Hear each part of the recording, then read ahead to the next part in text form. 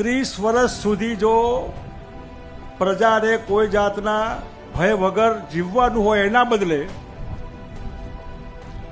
જે આપણે આ નીડર બનો અને લીડર બનો જે કહીએ છીએ તો લોકો ડર નીચે કેમ રહે છે, ભય નીચે કેમ જીવે? શેનો ભય, કયો ડર?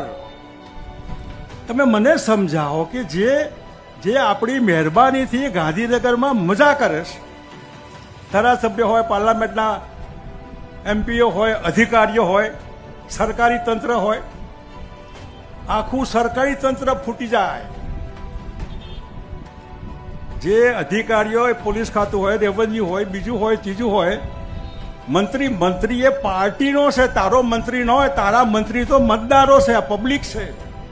એ પબ્લિકના પૈસાથી પોલીસને પગાર મળે, ડાક્ટરને પગાર મળે, તલાટીને પગાર મળે, મામલતદારને, ધારાસભ્યને, એમપીને આપણા રૂપિયાથી પગાર મળે છે અને આપણા મતથી સાહેબો થઈને બેઠા છે. એ સાહેબોથી આપણે ડરવાનું? આપણી બીક આ સાહેબ ખખડાવશે એટલે તારે ખખડાવવાના. તું માલિક છે.